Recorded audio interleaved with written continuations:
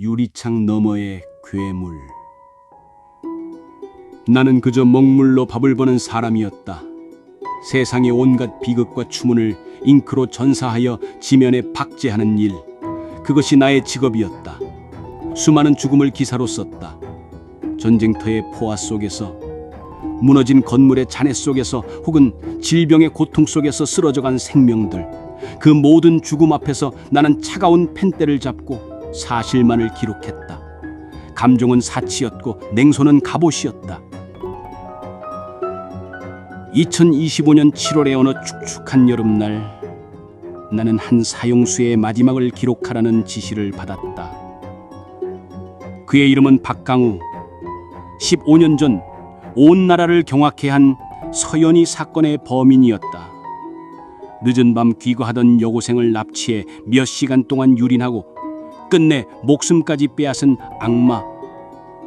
체포 당시 그의 가슴에는 칼로 새긴 미안해라는 글자가 있었다지만 그 행위조차 소름 끼치는 위선으로 보일 뿐이었다. 교도소의 면회실, 두꺼운 아크릴판을 사이에 두고 마주한 박강우는 40을 훌쩍 넘긴 초췌한 사내였다. 그의 눈은 텅 비어 있었고 대화는 종종 횡설술설로 흘렀다. 어떤 사형수들은 기막인 수감 생활 동안 진심으로 참회하거나 혹은 기가 막히게 참회를 연기해낸다. 하지만 그는 달랐다. 그의 눈빛 어디에서도 죄책감의 흔적은 찾을 수 없었다. 그는 그저 괴물이었다. 나는 속으로 단정했다. 그는 내게 자신의 사건 기록을 읽어달라 부탁했다. 무의미한 일이었지만 직업적 의무감에 그러마 약속했다. 그 후라 몇 통의 편지가 교도소 소인이 찍힌 채 날아왔다. 20장이 넘는 빼곡한 손편지들은 그러나 자신의 무죄를 주장하는 대신 알아들을 수 없는 이야기들로 가득 찼다. 어린 시절의 단편적인 기억, 꿈에서 본 풍경, 알 수 없는 사람들에 대한 묘사. 나는 그저 광인의 마지막 발악이라 여기고 서류철에 처박아 두었다. 마침내 사형 집행일이 다가왔다. 나는 미디어 증인석에 앉기로 했다.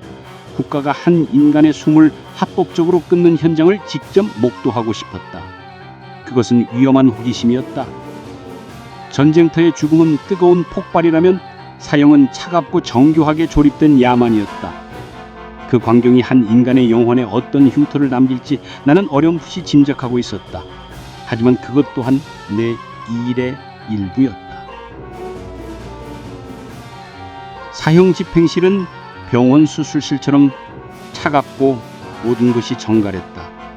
칸막이 유리창 너머로 박강우가 침대에 묶여 있었다. 그의 팔에 능숙하게 주사바늘이 꽂혔다. 그 순간에도 내 동정심은 죽은 소녀와 그 유족을 향해 있었다. 저 괴물의 숨이 멎는 것은 당연한 귀결이며 세상의 정의가 바로 서는 과정이라고 되뇌었다.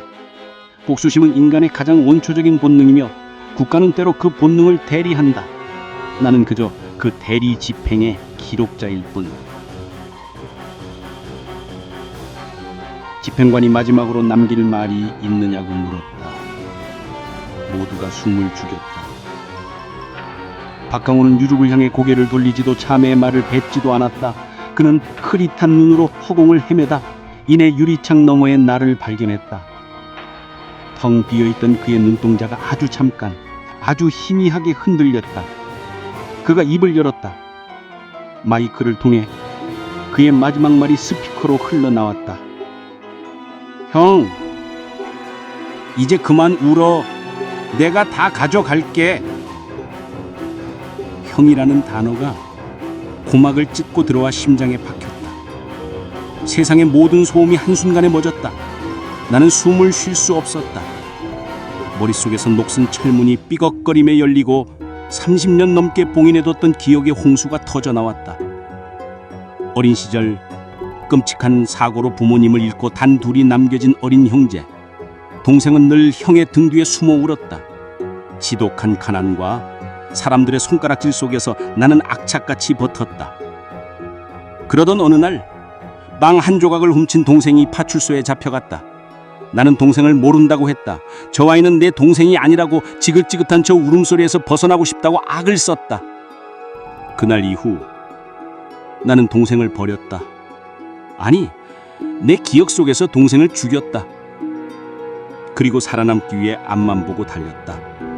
내 이름도 과거도 모두 바꾼 채. 나는 황급히 소류철에 처박아뒀던 그의 마지막 편지를 꺼냈다. 그가 보내온 수많은 단서들, 어린 시절의 단편적인 기억, 꿈속의 풍경. 그것은 광인의 횡설술설이 아니었다. 형을 향한, 나를 향한 필사적인 신호였다. 편지 봉투 안에서 구겨진 낡은 흑백 사진 한 장이 떨어졌다. 해맑게 웃는 두 아이. 내 어깨에 기대의 울음을 그치고 웃고 있는 작은 아이는 유리창 너머에서 서서히 숨이 멎어가고 있는 사형수 박강우였다. 내가 다 가져갈게. 그것은 자신의 죄만을 의미하는 것이 아니었다. 형을 버리고 혼자 살아남았다는 나의 원죄, 그 죄책감의 무게까지 모두 자신이 짊어지고 가겠다는 마지막 속죄였다. 그는 괴물이 아니었다. 내가 버린 세상에서 진짜 괴물이 되어버린 나의 동생이었다. 약물이 투여되고 심전도굴의 부가 평평한 직선을 그렸다. 집행관이 사망을 선언했다. 내 손에서 펜이 떨어져 차가운 바닥에 부딪히며 정막을 날카롭게 갈랐다. 하지만 그 어떤 소리보다 더 크게 내 세상이 무너져 내리고 있었다. 나는 한 사형수의 죽음을 기록하러 온 기자였다. 그러나 이제 나는 내 동생의 죽음을 기록한 살인자가 되었다. 유리창 너머에 있던 괴물은 박강우가 아니었다. 바로 나였다.